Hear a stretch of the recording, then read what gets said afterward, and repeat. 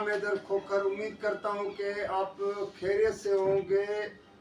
इस वक्त मुल्क के अंदर सियासी कशीदगी या जो एक पीटीआई के अंदर तोड़ फोड़ अपनी जगह पे है, लेकिन अब हुकूमत जो मौजूदा पीडीएम हुकूमत है वो अगले माली साल 2023-2024 की बजट के हवाले से जो तैयारियां शुरू कर रही हैं, तो उस पर मैं आपसे कुछ बात करूंगा कि हुकूमत बजट के हवाले से क्या चीज़ें करने जा रही है। लेकिन पहले आपसे मैं वो बात शेयर करूं कि वज़ीर-ए-आज़म शहबाज शरीफ की सदारत में पिछले 1-1.5 माह पहले एक किफ़ायत शारी के हवाले से जो इजलास हुआ था, उसमें वाज़ेह तौर पे कहा गया था कि वज़ीर-ए-आज़म से लेके वफाकी वज़राए ममलकत, मुशीरान, इवन पार्लियामेंट के अरकान जो है ना, अराकीन, वो किफ़ायत शारी बना, वो अपना जो है ना ख़र्चे कम करेंगे, वो अपने उस पर कंट्रोल करेंगे, बड़ी गाड़ियों का इस्तेमाल नहीं होगा। लेकिन एक वो होता है ना कि दावा करना एक अलग बात है, लेकिन उस पर अमल करने जब बात आती है अमल करने की, तो अमल ज़ीरो के बराबर होता है। अब मैं आपको बताऊं कि पिछले कई माह से नेशनल असेंबली का इजलास मुसलसल चल रहा है, और मैंने जो फिगर्स इकट्ठे किए हैं कि एक दिन के इजलास पर, नेशनल असेंबली के एक दिन के इजलास पर मेंबरान के अलाउंसेस, उनकी गाड़ियों के फ्यूल, बाकी खर्चे, फिर पार्लियामेंट नेशनल असेंबली के जो मुलाजमीन है ग्रेड 1 से लेके 22 ग्रेड तक के मुलाजमीन, जिसमें छोटे से लेके बड़े ब्यूरोक्रेट तक, सेक्रेटरी तक जो आते हैं, उनका per day allowance, parliament house की बिजली गैस का इस्तेमाल और उसकी मेंटेनेंस को अगर मिलाया जाता तो एक दिन का खर्चा जो है तकरीबन 1 करोड़ रुपए से ऊपर हो जाता है। मैं कौमी खजाने को पर डे एक दिन का खर्चा जो है 1 करोड़ रुपए से ज़्यादा बर्दाश्त करना पड़ा है। अब हमारे ये हुक्मरान जब दावा बड़ी करते हैं कि जी किफ़ायत शारी की जाएगी, बड़े घरों में नहीं रहेंगे, वज़ीर-ए-आज़म खुद प्राइम मिनिस्टर हाउस में रह रहे हैं। आप वो प्राइम मिनिस्टर हाउस आप लोगों ने देखा है कि वो प्राइम मिनिस्टर हाउस नहीं, एक महल है। अब पिछले कई वज़राए आज़म रहे हैं, वो एक अलग बात है कि ये वज़ीर-ए-आज़म हाउस जो है, किसी वज़ीर-ए-आज़म को अपनी ट्रम्प तो कंप्लीट नहीं करने दी गई। अब ज़ाहिर है शहबाज शरीफ तो अपनी ट्रम्प पूरी ट्रम्प का तो उसका मसला नहीं है, क्योंकि वो आए ही अदम एतमाद के बाद जब इमरान खान को हटाया गया था।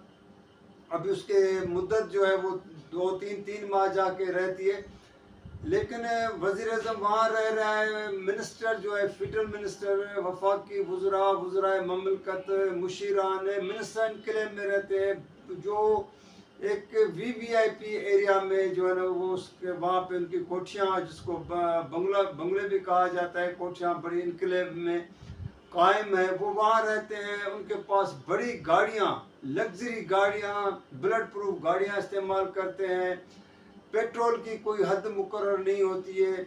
इस तरह पार्लियामेंट लॉजेस में जो एमएनएज, सेनेटर रहते हैं।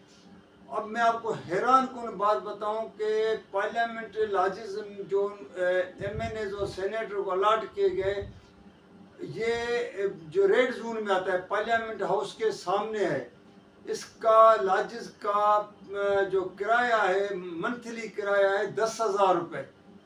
कोई यकीन नहीं करेगा, एक रेड जोन में और वीवीआईपी ये फ्लैट हैं जो लॉजेस का नाम दिया गया है, लेकिन वहाँ पे जो किराया, मैं तो कहता हूँ अगर लाखों में नहीं हो तो हज़ारों में होना चाहिए, 50,000 60,000 से भी ज़्यादा होना चाहिए। लेकिन क्योंकि मेंबरान को मिला हुआ है, मेंबरान वहाँ पे अपनी जो है ना रहाइश रखते हैं, तो वो जो है अपना 10,000 रुपये उनका जो है ना वो भी तनख्वाह से कट जाता है। हाउस जिसको हाउस अलाउंस कहें या हाउस रेंट कहें, जो वहाँ से उनको और जो सीडीए को एक उसके चला जाता है, जबकि उसकी लाजिस की मेंटेनेंस जो होती है उसमें मेंबरान के तनख्वाहों से कहीं से नहीं काटा जाता है।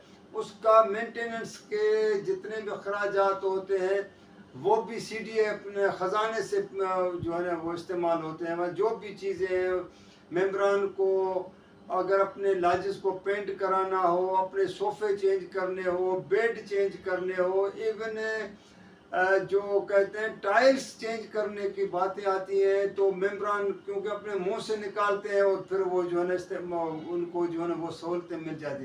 तो कहने का मकसद ये है कि एक तरफ हुक्मरान कौम को तो कहते हैं कि किफ़ायतशारी आप करें, हुकूमत का हाथ बटाए, और दुनिया के सामने भी जाते हैं तो बकौल वज़ीर आज़म शहबाज शरीफ के कि हम कशकोल लेके जाते हैं। IMF से जब आप बात करते हैं तो उनको अपनी एक माशी सूरत हाल तबाहकुन बताते हैं कि हमारी ये हालत हो गई है।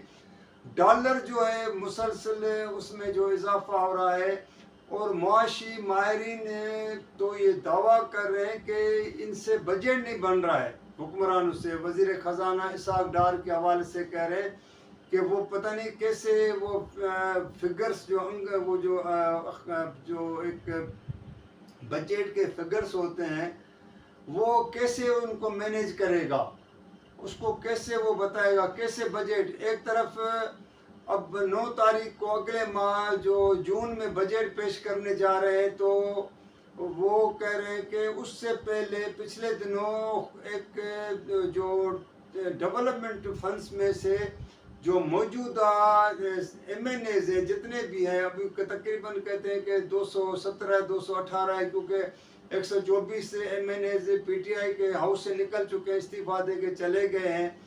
तो उनके बाद इतने मेंबर्स जाके बनते हैं, तो हर मेंबर को इंक्लूड जो रिजर्व सीटों पे ख़वातीन और माइनॉरिटी के, उन सबको 20 अरब रुपए डेवलपमेंट के हवाले से जारी कर दिए। ये बजट की अगली जो माह बजट पेश होगा उसमें मंजूरी बाद में ली जाएगी, पहले जारी कर दिए ताकि वो अपने हलकों में जाके वो डेवलपमेंट। अब क्या डेवलपमेंट कराएंगे, क्योंकि इलेक्शन तो ऊपर है।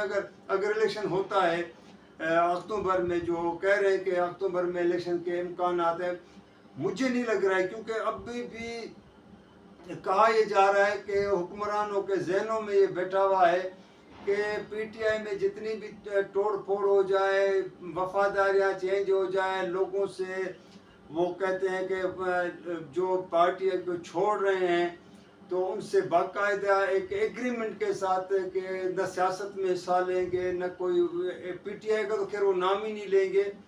लेकिन बात यह कि कहते हैं कि वो जो वोटर्स को जो है ना वो कैसे वो कंट्रोल करें। तो खैर मैं आपसे वो जो बात कर रहा था अखराजात के हवाले से, कि आप अंदाज़ा करें कि पिछले 2-3 माह से ये इजलास जारी है, एक दिन का करोड़ रुपए से भी ऊपर जो है खर्चा आ जाता है।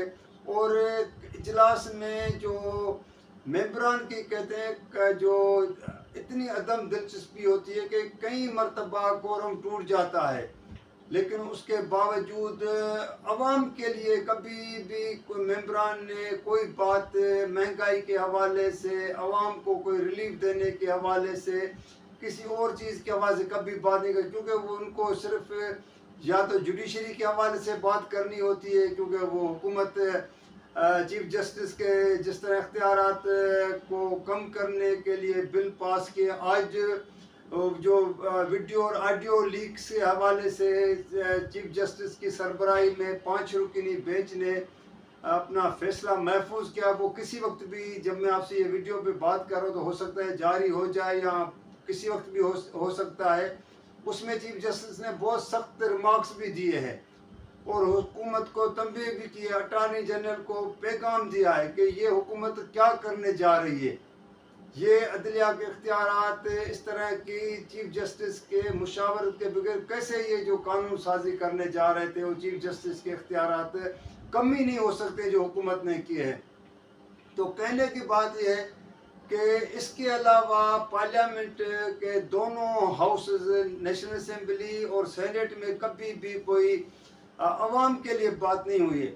दूसरी जो मैं नाज़रीन आपसे बात शेयर करूं कि जो मुआशी माहिरीन से जो बात हुई है, उनका ये कहना है कि हुकूमत बेनज़ीर इनकम सपोर्ट के प्रोग्राम में जो 400 अरब रुपए जो इस वक्त रखे गए, इस साल जो अभी जून में ख़त्म हो रहा है माली साल, अगले माली साल जो 2023 और 2024 में वो 800 अरब रखने का इरादा भी करते हैं। या जो अब कह रहे हैं कि ये पैसे आएंगे कहाँ से, किस मद में से आएंगे, कहाँ से काट के जहाँ वहाँ रखे जाएंगे। और दूसरी बात है कि ठीक है, गरीबों की मदद करनी चाहिए, कोई तरीका होता है, लेकिन कब तक इस कौम को जो है भिखारी बना के रखेंगे। खुद तो कशकोल की बात दुनिया के सामने लेके जाते हैं और चादर की तरह वो फैलाते हैं कि जी हाथ फैलाते हैं कि हमारी मदद की जाए। और मुल्क के अंदर आवाम को बजाय के कोई ऐसी जो है ना, इनको कोई प्रोग्राम दिए जाए जिस पर आवाम जाके ख़वातीन हो या जो भी इस बेनज़ीर इनकम सपोर्ट से जो है जाके वो अपना कोई कारोबार करे। ये ना हो कि हर महीने वो जो बैंकों के सामने जाके धक्के खाते हैं, वो खड़े होते, ख़वातीन सारा दिन जो है बैंकों के सामने खड़ी होती हैं 10,000, 12,000, 20,000, 25,000 के लिए। ख्वारी एक अलहदा होती है। तो ये भिखारी बनाने की ज़रूरत क्या? दुनिया में कहीं इस तरह नहीं होता है कि लोगों को इस तरह भिखारी बना के रखा जाए। तो नाज़रीन, अगर ये मेरी वीडियो आप लोगों को पसंद आए तो आप इसको लाइक भी कीजिएगा, शेयर भी कीजिएगा, सब्सक्राइब भी कीजिएगा। और कमेंट्स में हमेशा मैं रिक्वेस्ट करता हूँ कि आपके कमेंट्स आने, जो आप कमेंट्स करते हैं तो मैं उसका जवाब भी देता हूँ। तो अगली वीडियो तक के लिए इजाज़त दीजिएगा। अल्लाह हाफिज़।